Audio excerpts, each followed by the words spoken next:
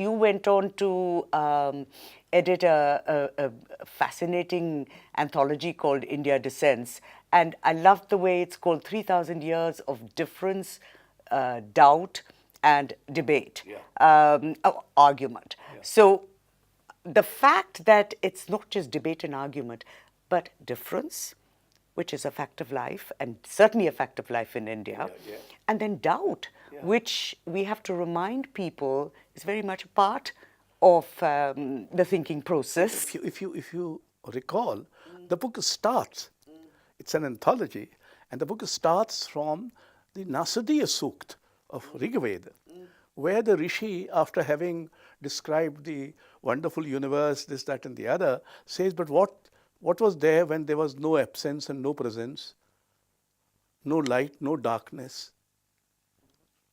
no being, no non-being? What was there? And then he says, maybe he who has created this universe, the Vidhata, he may know.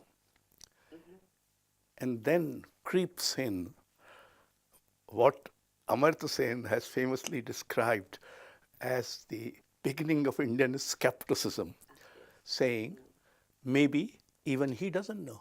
Absolutely.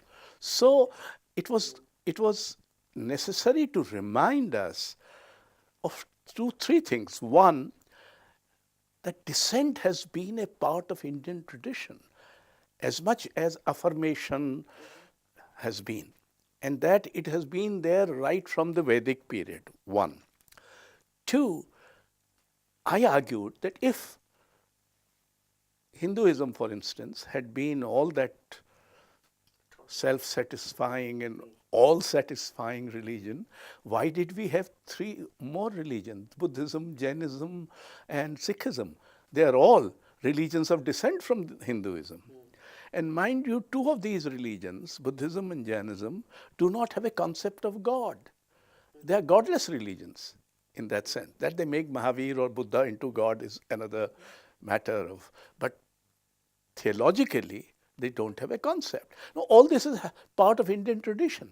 And now, if you remind people of that, and this is what one of the jobs of the writer is to keep the memory alive and not allow people to lapse into amnesia, which is being tried in a massive way. Well, from that point in 2015 and what all of us have continued to do in our own different, sometimes modest ways, but the other side, if I may call it that, has continued in different ways to intimidate, to hound, to harass. We have a whole laundry list of people being hounded on social media or their families being threatened. We have the case of from Perumal Murugan to Harish in Kerala. So how do we insist that the writer is also a political creature? Why just the writer? Any cultural practitioner? I mean, we saw how T.M. Krishna was attacked for some of the things he said, and he was told, don't politicize your art. Now, you know, when did the word political become a bad word, a term of abuse? Those of us who, we write, we deal with power structures all the time. In fact, it is very strange that the word political should be used as an abuse. The fact of the matter is, democracy makes every citizen political, because the democracy requires you to choose. Quite right. Between that's what every citizen is doing. And it is a political decision. However, the notion that writers have nothing to do with politics has also been a trend, which is not recent. It has always been there. But you had those aesthetic sorts even earlier, the kind we used to, when we were growing up, we'd call them the ivory tower.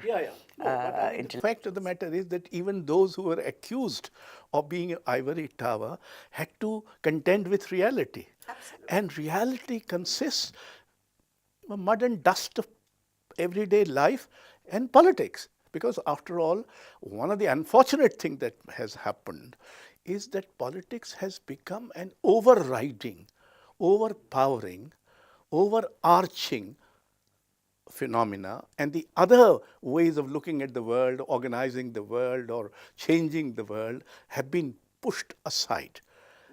Now, this is unfortunate.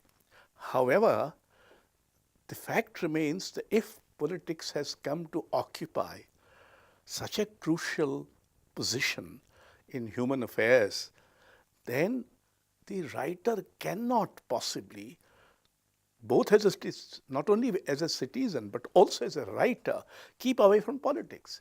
Because not taking interest in politics is also a political decision. Absolutely. And Ashok, I want to underline that, while many writers are speaking up in these last 4 or 5 years in India, it is not to say that writers have not always overtly or indirectly dealt with power structures, whether it be those of caste or gender or region and so forth. Yeah. So to suddenly think that because certain cultural practitioners dislike Mr. Modi, that they are politicizing their work and their statements in public is ridiculous. So I just want to say all art is political. I would say that if you look at post-independent Indian literature, most of it, in most languages, is anti-establishment.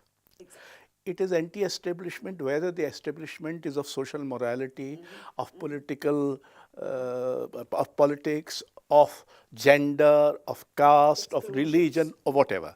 Now, anti-establishment basically is an element which questions the tyrannies of all kinds, a tyranny of uniformity, tyranny of unity, the so-called unity, the tyranny of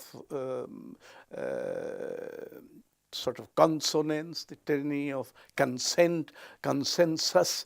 Yes. There is all forms of tyrannies, and writers have questioned it.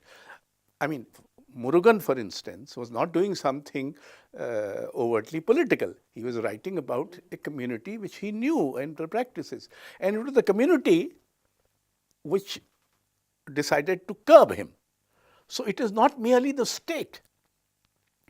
Sometimes it is the community. And now, of course, we have the phenomena of the hurt feelings group. Yes, because increasingly when we talk about censorship, we hesitate to use the word because it's a new form through intimidation. Yes. And through forces which have nothing to do with the state. Of course, the state might look the other way. The state might look the other way, or and sometimes falls a prey. It is moved by Salman Rushdie's novel, for instance, was banned. By whom? Whose feelings were hurt? Most of the Muslims who spoke about the novel never read it. In fact, I was on a TV channel. All the hurt sentiment cases. But they did not read. So how do you get hurt without reading the novel? But this has now become a recurrent phenomena, and the complicity of the state, either by doing something saying that people are getting hurt, so take some action which is censorial, to keeping quiet by not acting against those who are the culprits. Also, it's a law and order problem. Yeah, and three, by sort of rejecting it in the name of patriotism, nationalism, or whatever, tradition. Incidentally, the nation, tradition, India, plurality, everything that make up the complex that we are living in has been completely misinterpreted by powers that be. So you don't get to, there are people who just don't understand that our tradition was a tradition of Shastrarth. A Shankaracharya could not win over Mandan Mishra by just his spiritual glow or philosophical insights. He had to engage in a debate. And that debate was mostly a public event. It used to take place before others watching and hearing you. Now, in a country where such an intellectual tradition existed, also, if you want to come up with a new idea, Githa Hariharan has a new idea about the world. Now you come up. Now your duty in the Indian tradition was, first you will honestly describe what has been said about this issue earlier. So you have to give the Purva Paksh. Then you propose what you do. Now, these are intellectual traditions which should have been strengthened. In fact, they have the seeds of a democratic mind and a democratic ethos. They should have been strengthened.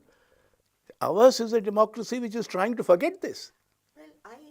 I would suggest that it's precisely because the powers that be at present know how powerful culture is, and this diverse culture, with not just a sort of a sweetness and light kind of narrative, but with its collisions as well and transactions and so on. They're perfectly aware of how this is what holds this diverse place together, and that is, they've turned that into a battlefield. I don't know how much intelligence we should ascribe to them, whether it's deliberate, but clearly it is in the cultural arena, whether it is behavior of women, so day-to-day practiced culture, as well as, of course, films, music, writing, and so on. But Ashok, I wanted to move from the individual practitioner to the institution, because I recall reading that Nehru was describing what, for example, the Sahitya Academy is for. It's of a piece with how he describes cartoonists, what their job is. If they're going to caricature him, they should go ahead. It was a very similar line that the relationship between the writer and the state is a complicated, balancing relationship. He said the Prime Minister Nehru cannot and should not interfere with the President of the Sahitya Academy, Nehru. Yes. Now, there was an occasion when what happened, Rahul Sankrityayan, a major Hindi figure, was recommended for a Sahitya Academy award on Madhya Asia ka Itihas. He was perhaps the first one ever to attempt a history of Central Asia. Now, he was a communist. He was a card holder. So there was some kind of a stir in the academy echelons, and it was decided that the matter should go to the president for a final decision. And Nehru seemed to have written or said that if the jury has recommended him, the fact that he has an ideology should not come in the way, and therefore he was given the award. Now, the idea of these academies and institutions was, one, that they will work as autonomous institutions without interference, political or bureaucratic. Two, that their autonomy would mean that they would have the courage and once in a while the occasion to speak up. Three, and that created a tension which was never resolved, they should be representative, but they should care for excellence. Now, between excellence and representation, there was always a tension. There's always a tension. And that tension never got resolved. Mostly, the representational pull took over. Mechanical kind Yeah, of. kind of. Everybody has to be represented, so there has to be a board in every language. And part of that autonomous nature of the Sahitya Academy, that Sahitya Academy acknowledges more languages than the 8th schedule of the Constitution. So it was possible for the Sahitya Academy to take a decision about languages which the Academy thought have literature well worth looking at in languages which are not listed in the 8th schedule. Beyond the Sahitya Academy, you've been involved in institution building, and what has gone wrong even before the present government took over, and then of course there's a steep kind of decline with everybody being very quiet and fearful. So across the board, the various academies, the various councils, so everything has suffered, isn't it? There are, I think, 3 issues. These institutions created their own bureaucracies. And those bureaucracies started exploiting the facilities and the notions of autonomy to their own perpetration. This is one. Most of these, today, in the academies, you have people whom nobody knows. In Sahitya Academy, somebody who's a nice fellow otherwise is someone who A rose good guy, from the but you don't know what the link is with literature at all. So this is one. The second one was that this notion that politics would not interfere did not hold for long. Actually, I think although Indira Gandhi interfered in many of these institutions, but she did not interfere in the cultural institutions. They were allowed to. 3, mediocrity is the more organized. You see, greatness is also accompanied by loneliness, by isolation, by geniuses are sort of not concerned. So it created, in the initial stages, if you look at the list of people who were office bearers in these academies, if you look at the list of members, they were the absolute galaxy of the Indian scene, whether in literature or performing arts or visual arts and all that. Gradually, they started receding, age, other preoccupations, etc. And the organized mediocrity took over. So if you look at the concern for excellence was completely undermined. And mind you, the government of India was aware of these difficulties. Yes, because time and again They appointed a committee, there was Haksar committee, there was a Khanna committee, and then there was another committee. In fact, there was a bit of a joke. In fact, the second time I was asked to give my views, I looked at the old file and, copy pasted. So this has been going on for quite a while, but nothing has happened. Another aspect, after Nehru era, and to a certain extent in Indira Gandhi era, culture as creativity, as music, as theatre, as visual arts, as literature, mattered to politics, to the state. Increasingly, this attention to culture started receding for whatever reasons. Now, you have politics without ideas, you have politics without any ideological concerns, you have politics which is pure management. How do you manage without being concerned for what values, etc., etc. So if you notice, the decline in education system and the decline in these institutions is more or less concurrent. This happened. And I think another aspect to remember is that you had people like Lohia, Narendra Dev, E.M.S. Namudripad, Hiren Mukherjee, Madhur Limaye, People with some vision. And they were all concerned about culture. But then now, I mean, you can't accuse Mr. Modi or Mr. Amit Shah of being even cultured. They wouldn't know culture if it knocked them on the head. Yes. They have reduced culture to spectacles, the daily life rituals. Or norms to control people, to exclude people. Yeah, people, and this, that, and the other. So it's a. Now, the whole problem, I think, has been, as a nation, we have also lacked in professionalizing these institutions. You know, I mean, But people might think of that as the bureaucracy, Ashok, and that has been a no, the bureaucracy is already there. The people don't understand that these academies have been destroyed more importantly and crucially by the mediocrity of their bureaucracies.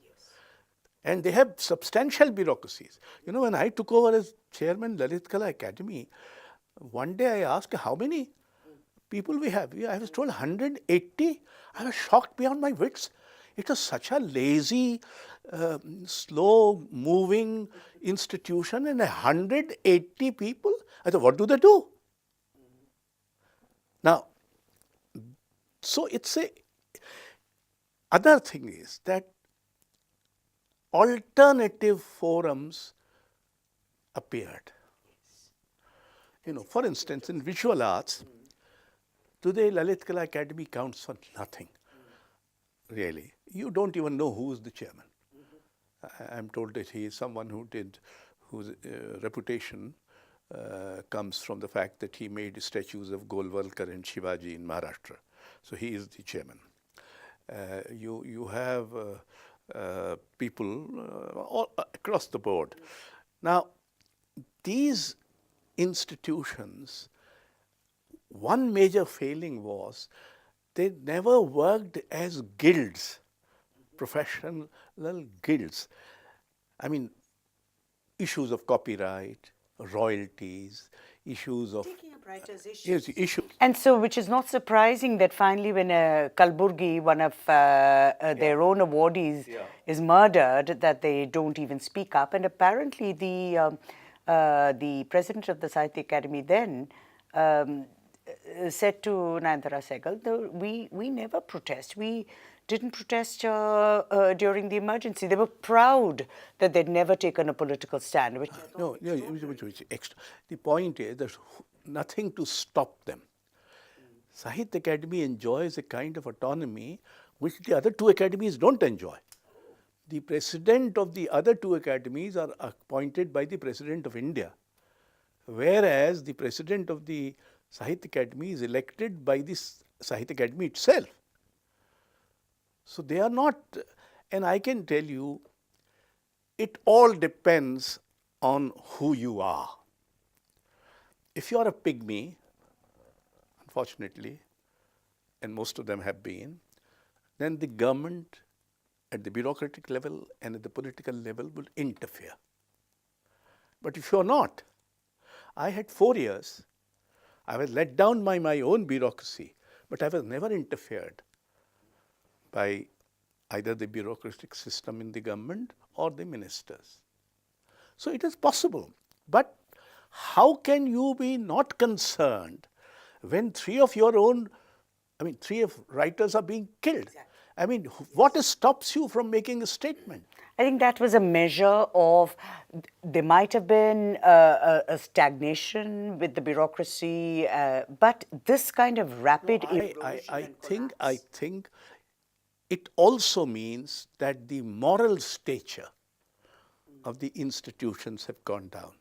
And you cannot blame only the state for it, because you never stood up.